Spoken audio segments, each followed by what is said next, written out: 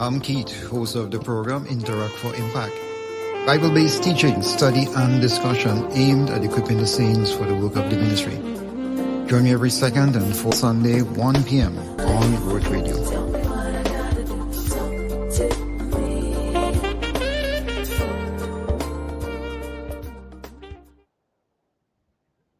Very good night.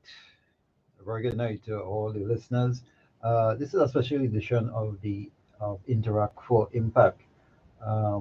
Because of circumstances beyond my control, I was unable to bring the second part of our history of Carnival. But I thought it was important that you would have been able to hear the rest at least before Friday, which is our Carnival Friday, because of the information that is, I want to get out there. So I want to thank all those who are listening. Very good night, whatever part of the world. Good morning, good evening, good afternoon. And again, your host Keith, and this is Interact for Impact, special edition. Last session we dealt with the history of Carnival, starting from way back even before the birth of Christ, and that character known as Bacchus, and the wine woman and song, and the gay abandon, and the fact that it was adopted as a religious celebration by the Catholic Church under Constantine. Now, it's not a case of blaming anybody for that, but it's a matter of people making the right choices in spite of the fact that, they would have grown up in the religion and accepted certain things. But now, this is a chance for their eyes to be open. So this session, we want to bring it home and deal with Carnival locally, Trinidad and Tobago. So it's a history of Carnival, and this session is about Trinidad and Tobago, because sometimes a lot of people believe that Trinidad Carnival, the greatest show that started a few hundred years ago, not realizing the connections from actually thousands of years ago. And nothing has changed. It's all about wine, woman, song, vulgarity, rebellion, and everything else that was started by the Egyptians, then on to the Greeks, the Romans, and came up through the history, brought to Trinidad again by Europeans. So it's nothing new, nothing strange, as the Bible says. There's nothing new under the sun, right? So I just want to read a little statement about the local Trinidad and Tobago Carnival. Carnival in Trinidad and Tobago originated in the late 18th century and was born out of resistance. French planters, slaves, and freed people of color from neighboring islands came to Trinidad following the Spanish Cedula of Population Edict of 1783. That was basically a head count of the population of different islands. Shortly after arrival, the French settlers and freed people of color alike held annual masquerade balls. The slaves who were excluded from the masquerades decided to have their own form of carnival in the slave quarters, where they were allowed a little measure of freedom. The celebration came to be known as Canbole, or burn cane, since they were held at the same time as the burning and harvesting period for sugarcane. The Canbole was a nighttime procession whose original purpose was to gather the slaves together and march them to neighboring sugar cane plantations to put out fires. The popular Canbole consisted of a procession with lighted torches or flambeaux, accompanied by singing, dancing, and drumming. The West African call and response and satirical songs were sung by a lead singer. Satire is making fun or mocking of somebody, usually the plantation owners.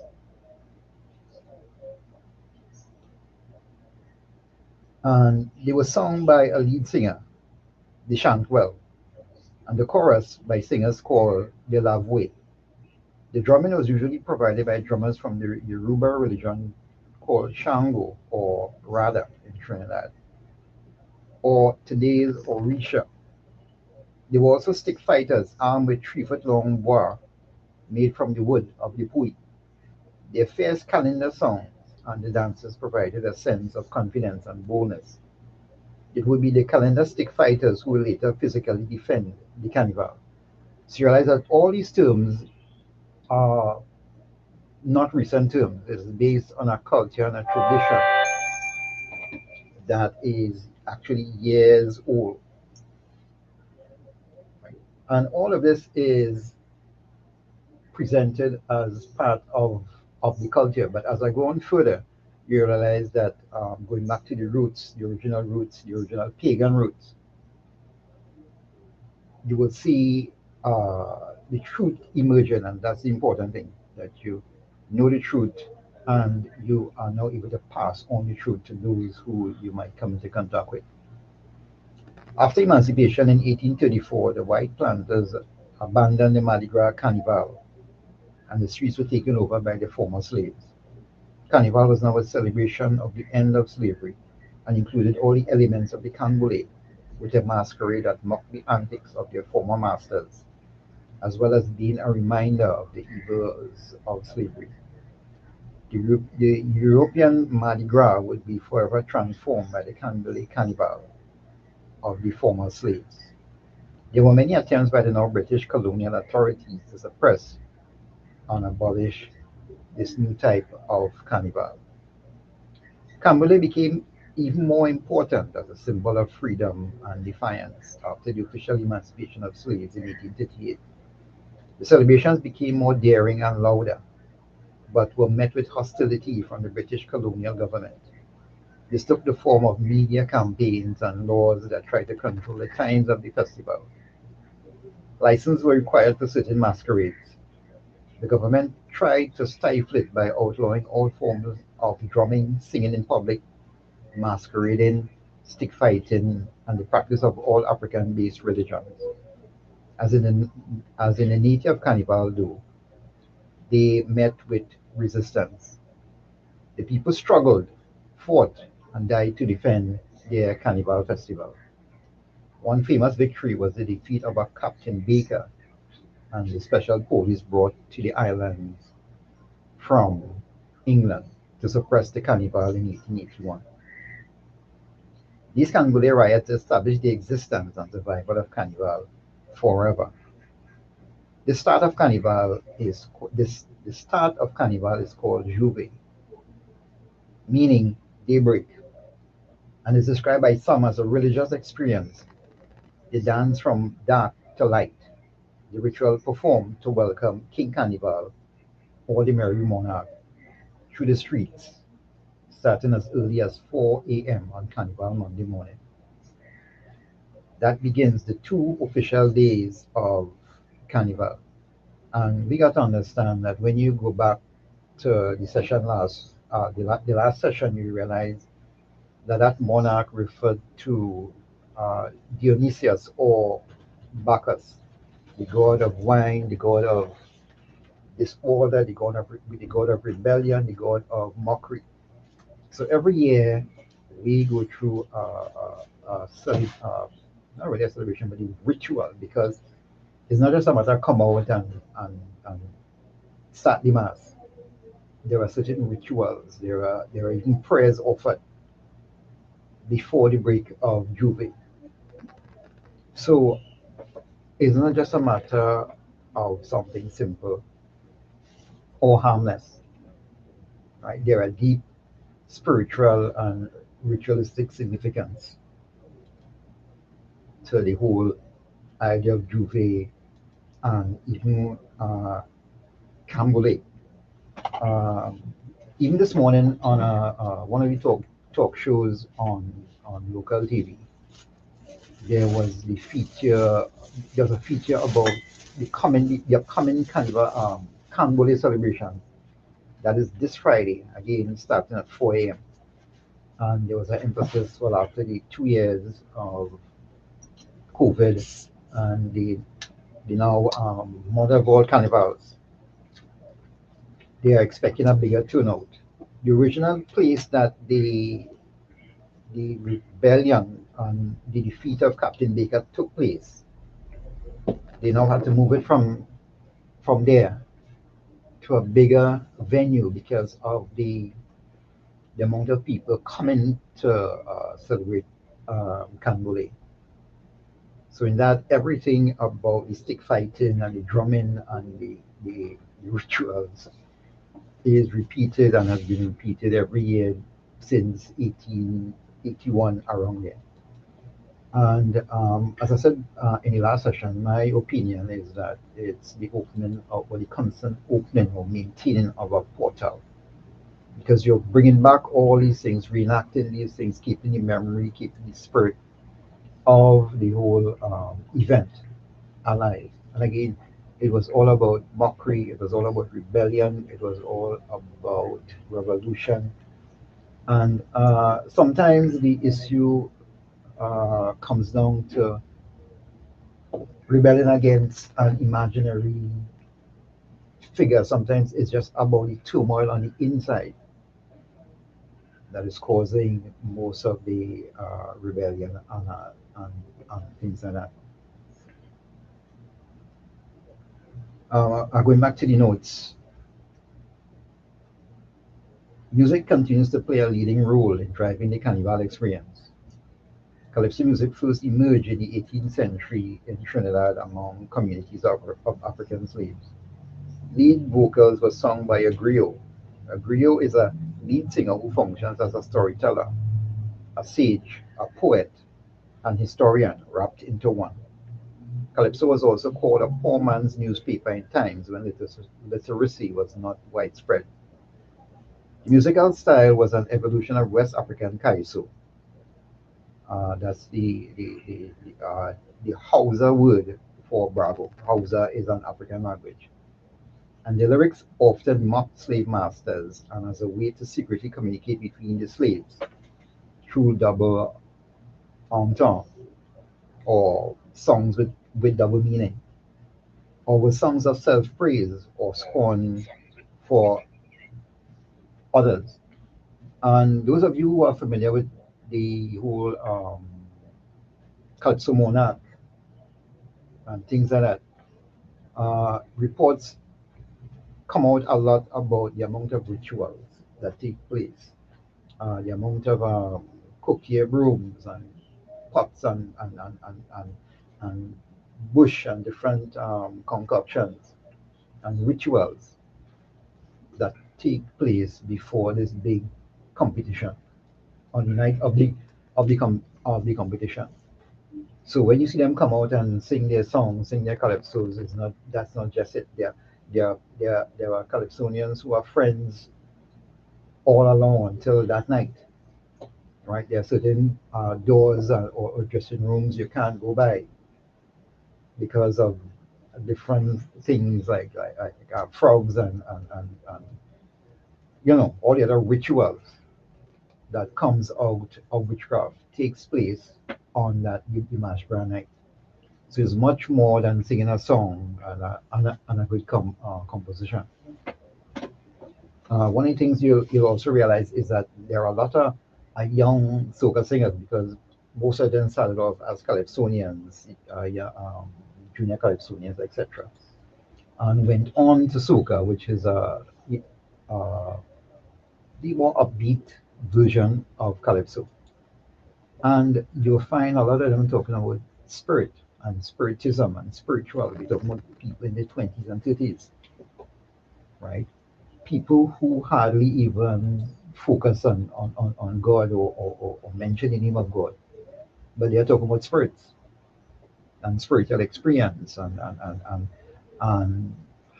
trying to get people, as was mentioned in the previous program, it's all about that higher level of witchcraft and manipulation to actually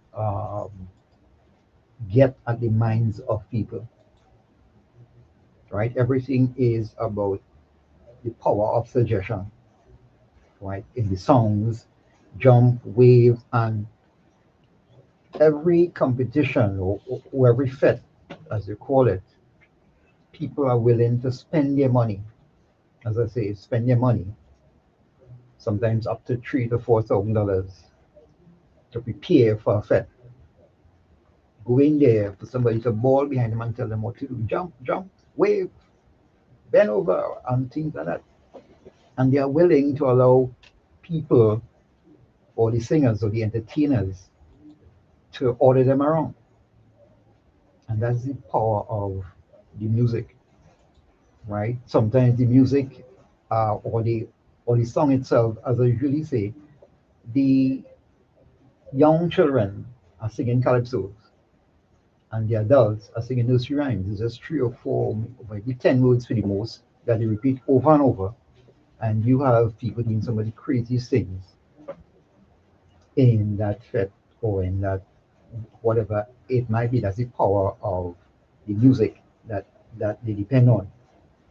Up to today, there's an article where this political activist or social activist is threatening to sue the government over uh, a regulation that seeks to outlaw singing or recital of lewd or offensive songs and prevent revelers from indulging in immoral, lewd, and offensive behaviors or gestures. So the government is actually trying to put some order in the carnival, and this activist has hired a team of lawyers to sue the state and to challenge that ruling. But the thing about it, nothing can be done about it because this is the spirit of the world we are presently living in. And unless the world goes the course that it is on, then God wouldn't have any reason to judge. So the world will continue as it is going. So nothing is going to change. That what is going to change is the hearts of men as they make the right choice. But the world will have a course to run. Another thing that's been emphasized uh, in recent times is the not just the culture with the death of a few a few known and famous Calypsonians and mass designers and people involved in the carnival industry. And there was a call to preserve their work and to make sure that it doesn't die. And the target is because they're looking at the schools. So they're trying to maintain the whole cycle, keep it alive. And one of the things, um, again, what is surprising to me is the age group of the people who are talking about maintaining the traditional carnival characters. Because what I want to do after is to go into the traditional carnival characters. That might be a little surprising. I will not go into all. I've just chosen some that will be relevant to the topic tonight because it's not just a matter of going over the history of carnival, but going over the pagan roots and the implications for us, not just us as believers, but people outside there who are not aware of what they are actually celebrating, who they are actually offering worship to in everything they do, say, or think during that period. So the first traditional character that I want to touch on is the Moko Jambi. And in the traditional folklore aspect of it, because again, a lot of times we don't know the root or where or the source these things came from. So the still dancer known throughout the Caribbean is a traditional folk character that was originally brought from West Africa. The word Moko, Moko, comes from the name of a West African Orisha, or god of retribution. Retribution is the vengeance, the vengeful god. And you know, it's been years I've been hearing the saying, "The vengeance of Moko will fall on you." And you know, it's only during this research that I now understand what it means, because Moko is actually an Orisha, or a West African god. And later on, the word Jambi or ghost was added by liberated slaves after emancipation. And a Jambi is a spirit being, usually evil, or a ghost. So when you put the two together, it's Moko Jambi. So it's basically an Orisha god and a spirit, or an evil being, or a ghost. The term Moko has disputed origins, but is believed to stem from the secret societies of West or Central Africa, referring to servants of a vengeful god that perform hard to understand actions as they communicate with the ancestors. Reaching the skies without visible help, they are also known to kidnap and eat disobedient children, steal dreams, and see into evildoers' hearts and terrorize them. Their presence was an important part of African religious ceremonies, as well as to the spiritual, as well as to the rites of passage when a boy is recognized as a man and a girl as a woman. They also act as spiritual seers or seers. It was believed that the height of Mokojambi allowed them to see evil before it arrived and warn other villagers. The masked stilt walkers mean poles. The masked stilt walkers are secret guardians that bridge the ancestral spirit world and our earthly present. They ensure discipline is maintained and traditions are upheld, and can heal the sick or troubled. Their tallness is symbolic to the power of God. African Moko Jumbi's costumes were adorned with mirrors in the belief that evil spirits were afraid to see themselves. In Central Africa, it is believed that the Moko Jambi wards off evil spirits by their mockery of them. So part of the tradition of the Moko Jambi is its original settings. They were the ones who will usher the the dead onto their next destination by passing through the between the stilts. So again, it's not just a matter of putting on a colorful costume and I know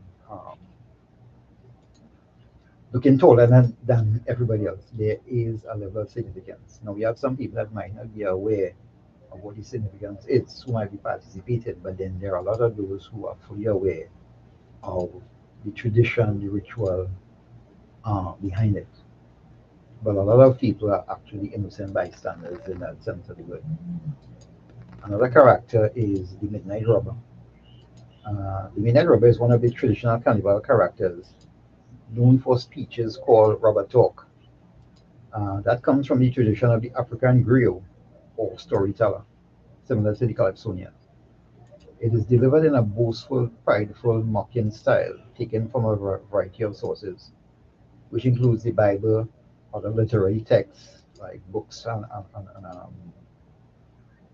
things like that, school readers, school reading books, and speaks of the robber's invincible ancestry as well as his terrifying exploits.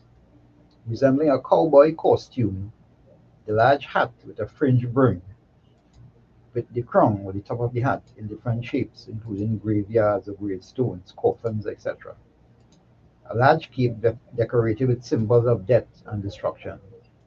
He summons and dismisses his audience with a blow of his whistle while threatening them with a gun, sword, or dagger, and a wooden money box in the shape of a coffin. Right? So the gun might be a piece of wood in the shape of a gun, but it talks about not just prideful boasting and basically, as we say, showing off, but was all about forcing people, again, that would can make up manipulation against their will.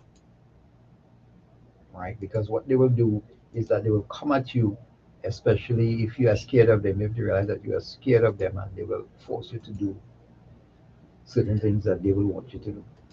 It might be, beyond just scaring you and for you to give up your money.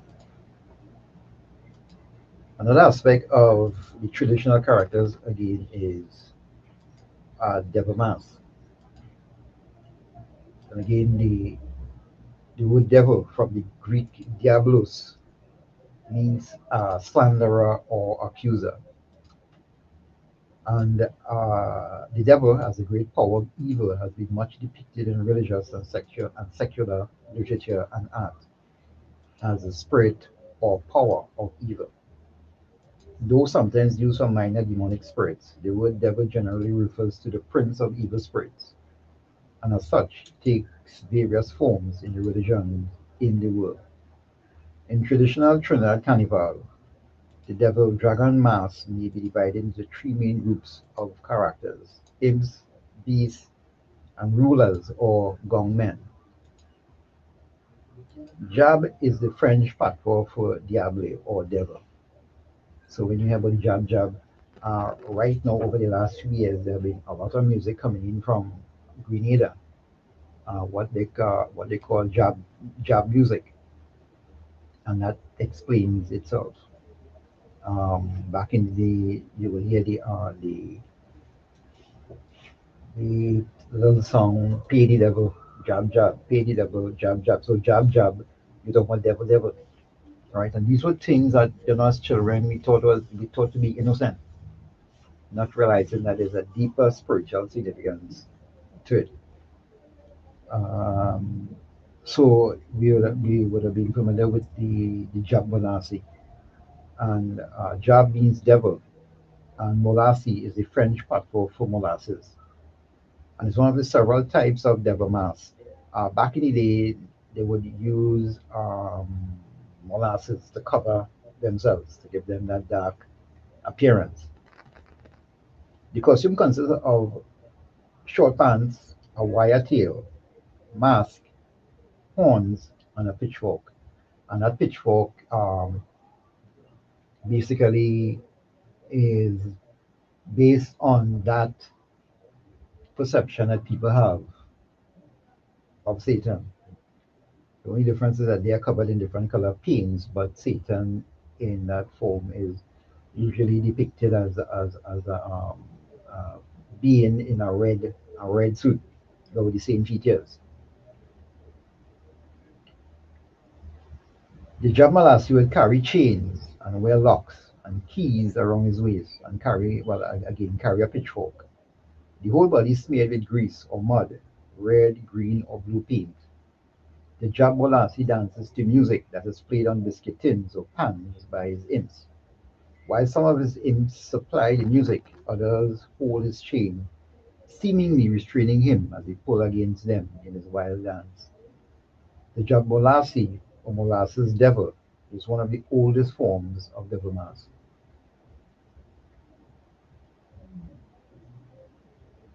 In traditional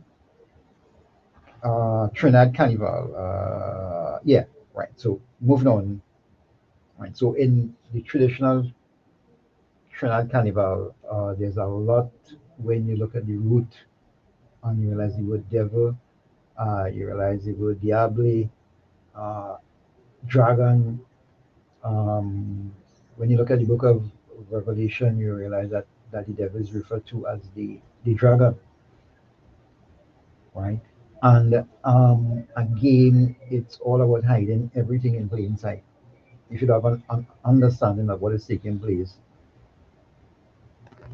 and the root cause behind it, then you will be sucked into this thing under these guise of culture.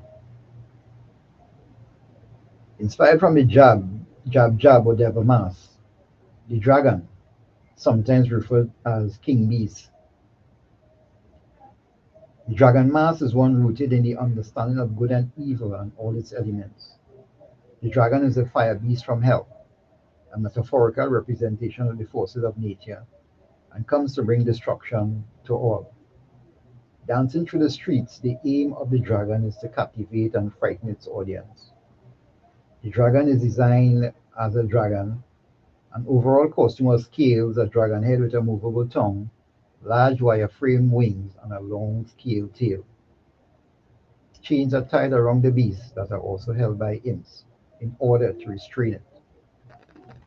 However, when the dragon is unfortunately enough to come across a pool of water in the road, as the story goes, the dragon cannot cross water, which is a representation, as far as they can see, of holy water, or being of heaven, to continue his path of destruction. His frustration comes across as a dance. The imps, usually led by the king imp, teases him, and finally the dragon must dance in submission, and then with much effort leap over the water in order to continue.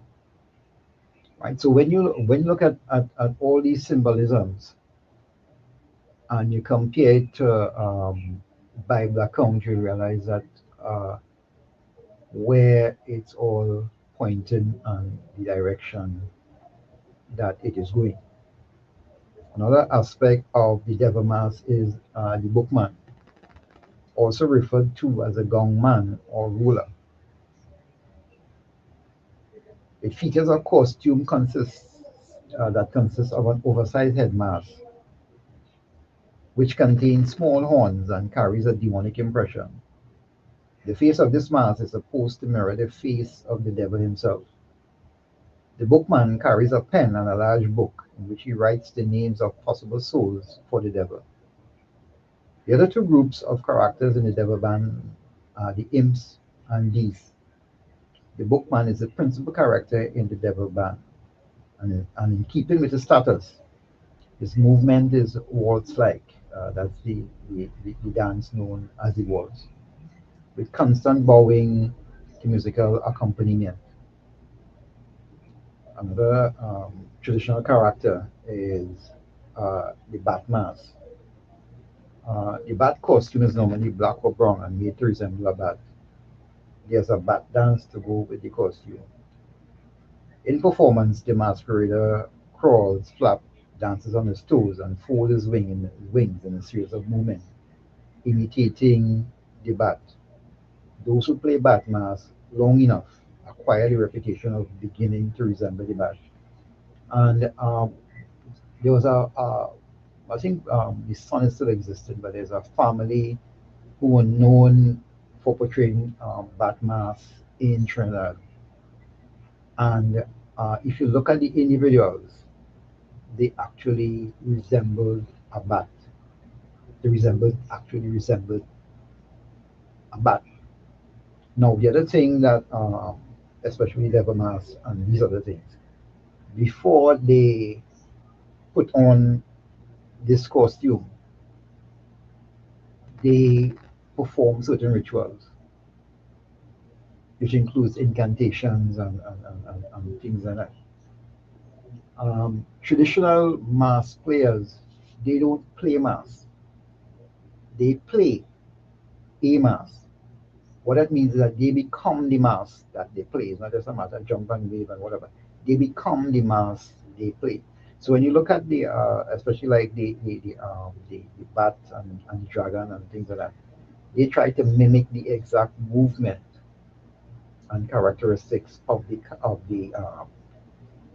character they are playing, right? So it means that every single movement, every step is carefully studied and practiced to reproduce the actions of that character, whether it be animal or person. So you'll find that the Blue Devils, you'll find that the whoever it is, when you really look at it, perform the exact actions of those characters that you play. Right? You will have what is known as dirty sailors, because those are also traditional characters, but uh, they were not included in this list because you find that they are not as spiritually into certain rituals as the other characters. But at the same time, you'll find these dirty sailors rolling in the drain, in the canal, right? Drinking from what we call a posy, right? And I mean, doing things that normal people wouldn't do under normal circumstances. And they actually get involved in these things on Carnival Monday and Tuesday without any problem, without any issue. Another traditional character is the baby doll character.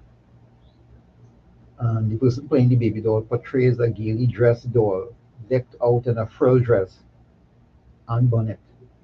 In her arms, she carries a doll which symbolizes an illegitimate baby. The masquerader portraying the baby doll stops male passers by and accuses them of being the baby's father. So that gives you that whole idea of promiscuity, right?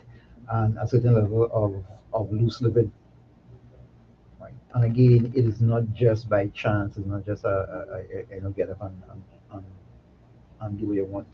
Another known character is the Dame Lorraine, right? And they they stuff their dresses, especially the chest area and the area they're behind. What makes it interesting is that they dress like mimicking the French ladies of the day, but in most instances, the people playing that character is actually a man. So you see again going back to the original practice of the Greeks and people, Greeks and Romans like that. You find that that whole issue of cross-dressing and transgenderism comes into play. So as I go through these pieces of information, it's just to help you see things in a different light and understand. Although you might not be participating in Carnival, but it should be a reminder to really avoid what is happening. Because when you look at the power of the music, the power of the characters, right? Again, as I mentioned, there's the individual who refers to herself as the Queen of Bacchanal, or basically Bacchus, or disorder and mockery, right? And she did a collaboration with one of the most famous soca singers, not just in Trinidad and Tobago, but in the world, who is heavily involved in Egyptian mythology and Hindu mysticism and things like that, right? And what makes it more interesting is that these are the kind of people that they are invited to give motivational speeches, not just in corporate Trinidad and Tobago, but also in our schools. Again, a few years ago, there was the introduction of a popular soft drink manufacturer. Well, it's an international brand, but powerful in terms of its reach in Trinidad and Tobago, and they had a soca caravan, and they would hold this annual event where it was really targeting young people, school age people. But before that, the build up to that was that you'd have these soca stars going into schools. Boy, sometimes you really have to laugh. Going into schools, encouraging the students to whine and wave and all the other different things. And after that, the big rally will be a case of these entertainers on stage, and then outside you'll have individuals from certain groups handing out condoms. as you come out the gate. So you go, you get yourself stood up on the inside, and then, you know,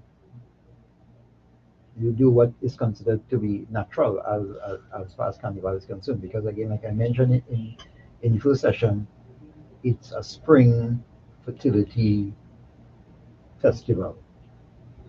And even today, let me repeat myself, even today, it's supposed to be the 14th of February, it's supposed to be Valentine's Day. It's a pagan celebration that was Christianized, right? It was all about in fertility rights and freeing up of the flesh in every area, physically, mentally, emotionally, and sexually. And this is what it's all about. It was Christianized a few hundred years ago and said to be a feast of St. Valentine's. But that was not the original source of this day. So these are things you ought to know. The choice will remain yours, but the information must be made known. Right? So you have children, three, well, sometimes younger than three, 2 years, 3 years, 4 years, that hardly know their ABCs but can sing every single line of one of these popular soca songs, line by line, and with the accompanying actions. And ask them the ABCs, they can't remember it. That's the power and the impact of not just the music, but the whole, because with the music comes the dance and the dress. So it's a whole package coming to you that is really bombarding your mind. And that's why it's necessary to guard your mind, especially in times like these, because again mentioned in the previous program about music. This is a time where you have to really seal your mind. You have to really speak to yourself because you will find yourself humming some of the latest soca songs that you don't even want to, you never even listen to them. You just heard them and it becomes stuck in your mind and you're trying to get it out of your head and it's just not going. Right? So it's important to understand how powerful this whole ritual is. Just finishing up on two of the other characters, traditional characters. One of the characters is the Sumari, and I remember back in the day hearing that chant Sumari so Sumari so, and the Sumari typically consists of a woman on a horse, similar to the Borokit. Now the Borokit is a donkey, coming from the Spanish word for donkey, which is burro. And what you'll do is that you'll have this donkey, the head in front, the body, and the head in front, and the back of the donkey. So it's basically a two-footed donkey because the costume is made around your body, and you carry the costume, right? So the Sumari is instead of a donkey, it's a horse. Now, the thing about it is that it is based on the Hindu rite where the horse was used in worship to the goddess Durga. Now, those of you who are not familiar with the word Durga will instantly recognize the word Kali and Kali Puja. That is referred to as the basically cult of death, right? In locally in Trinidad and Tobago, I don't know for other parts of, well, yeah, other parts of the world, it involves a lot of blood sacrifices. It's the fear of all the cults and followings in Hinduism is the most feared one. Now, the symbol of Kali is a black-faced woman with a tongue hanging out of her mouth, red tongue hanging out of her mouth. Now, usually a head with a tongue hanging out is is representative of or representing a person who died by hanging, and that's what the tongue is all about. You'll see a lot of it in Central American culture among the Mayans and the Incas and things like that. Right? The tongue is also a sign of disrespect. When you stick your tongue out at somebody, it means that you are disrespecting them or really don't care what they say or think.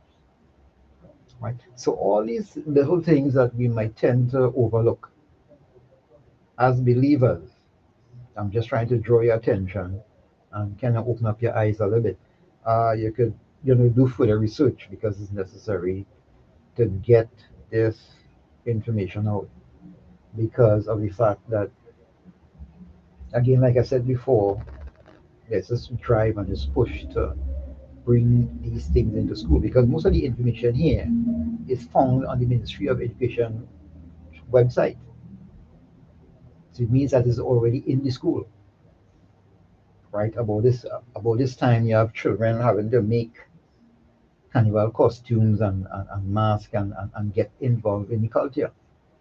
And you think about getting involved in the culture, you have to do these things in order to, as part of your coursework. So you might not agree with it, but in order to pass your exams or to graduate or whatever the case may be, you have to do it. Another traditional character is the Gatka, Gatka. Sumari is Soumayr. So that's the horse, and the object of worship to the goddess Durga or Kali. Now, the Gatka is a highly ritualized fight and dance form that is attributed to the god Shiva and his devotees. Right? It's not as popular as it used to be. Right? I believe sometimes you might see it in what's that celebration again? That celebration with Shiva and Rama. Uh, hmm, trying to remember the celebration, but we had this recently. Um, it's not Diwali, but it involves Rawan, the killing it could possibly be Diwali with Rawan and Hanuman and things like that, right? So it is all tied in to different cultures and traditions that are not Bible based. So it's just a matter of understanding again that keyword culture. And if you decide that you're not participating, you don't like your culture and things like that. So the Gatka can be practiced either as a sport or as a ritual. So every ritual involves worship or submission to some deity. So again, these things are all part of Carnival and the Carnival celebrations. And I just choose out those things that have a certain level of spiritual significance. As we come to the last few minutes of the program, I just want to share with you some passages from the Bible that reminds us or warns us or cautions us about who we are and how we ought to live. Just a few, but there are a lot more that you can look at and research and check out. John 17, verse 14 to 19 says, I have given them your word, and the world hates them because they do not belong to the world, just as I do not belong to the world. I'm not asking you to take them out of the world, but to keep them safe from the evil one. They do not belong to this world any more than I do. Make them holy by your truth. Teach them your word, which is truth. Just as you sent me into the world, I am sending them into the world. And I give myself as a holy sacrifice for them, so that they can be made holy by your truth. That is Jesus speaking in John chapter 17. Jesus again in John chapter 18, verse 36. Jesus answered, this is from the Amplified Bible, my kingdom, in brackets, kingship or royal power, belongs not to this world. If my kingdom were of this world, my followers would not have been fighting to keep me from being handed over to the Jews. But as it is, my kingdom is not from here, referring to this world. It has no such origins. So Jesus is establishing this clear line that separates us as his followers from the world and the spirit of the world. Now, when it talks about the world, it's not talking about the physical aspects of the world, the rocks, the trees, the seas, etc., but the mindset and the rebellious nature of the individuals within the world and the world system. Romans chapter 12, verse 2. This is from the New Living Translation. Don't copy the behavior and customs of this world, but let God transform you into a new person by changing the way you think. Then you will learn to know God's will for you, which is good and pleasing and perfect. Galatians chapter 5, verse 16 to 21. I say then, walk in the Spirit, and you shall not fulfill the lust of the flesh.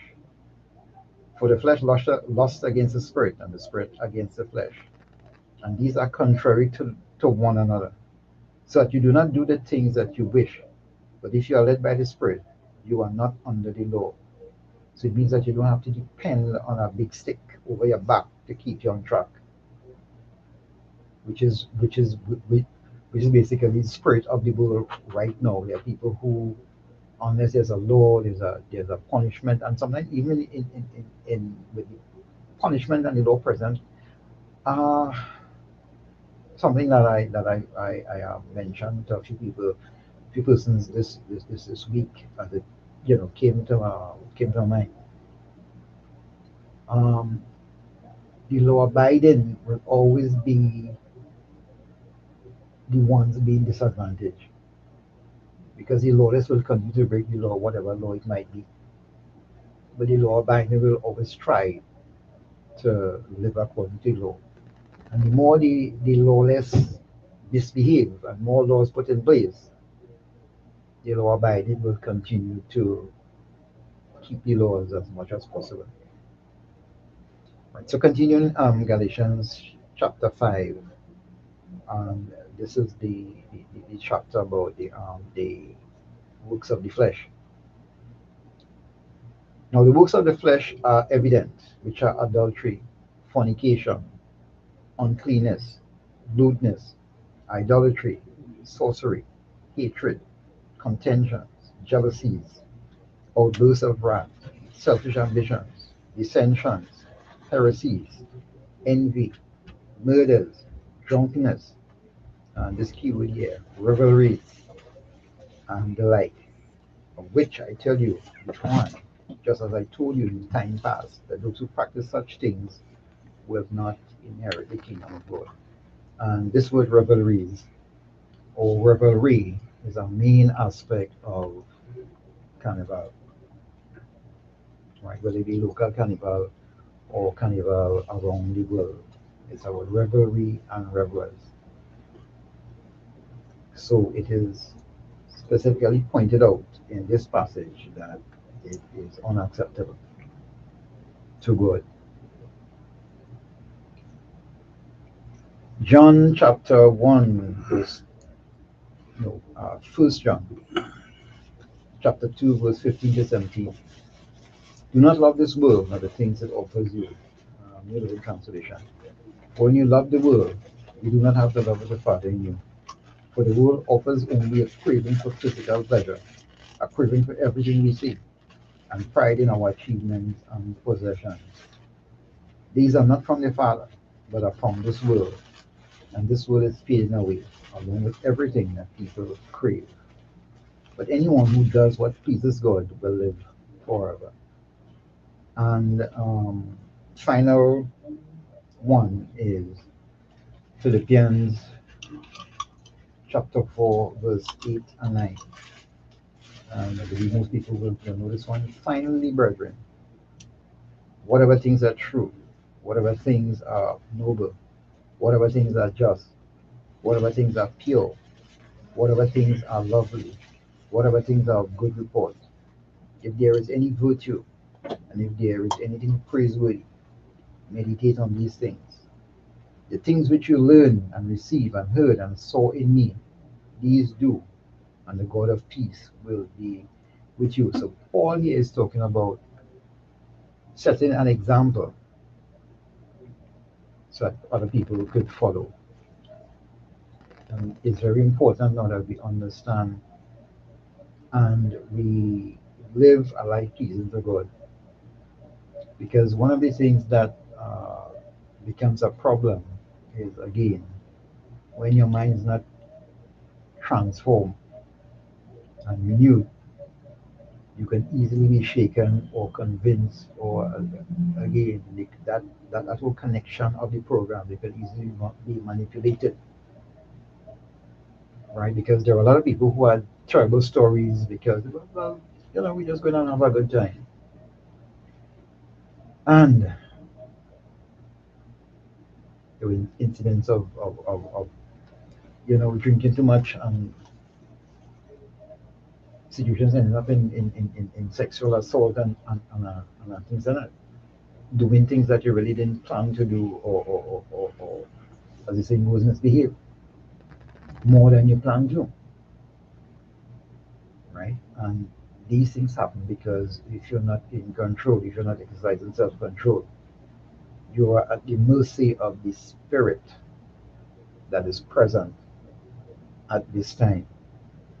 Because like I said before, people in their 20s and 30s talking about the spirit and spiritual and things like that. And it's not the Holy Spirit. So because of the maintaining of the traditions and the rituals, you find the younger folks just flowing in and taking over what was left by the adults. So that whole cycle will continue. So as I come to the end of this final session, pray that God will guide and direct, and you will respond and be obedient and understand why we are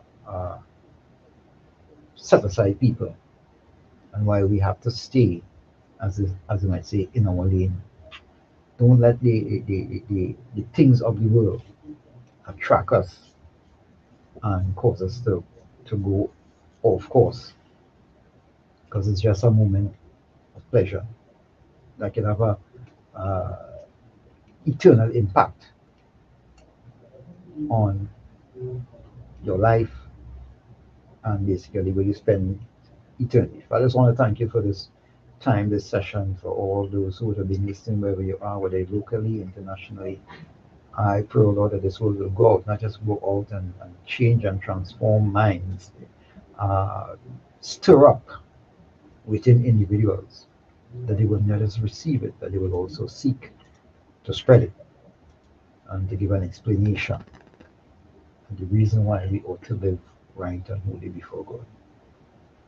But again, I thank you in Jesus' name. Amen and amen.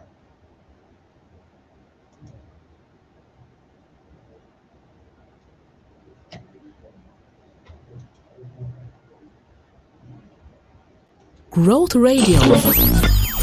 One King, One Kingdom. Sowing seeds to grow nations. Growth Radio. Growth Radio. Growth Radio. Growth Radio. I'm Keith, host of the program Interact for Impact. Bible-based teaching, study, and discussion aimed at equipping the saints for the work of the ministry. Join me every second and fourth Sunday, 1 p.m. on Growth Radio.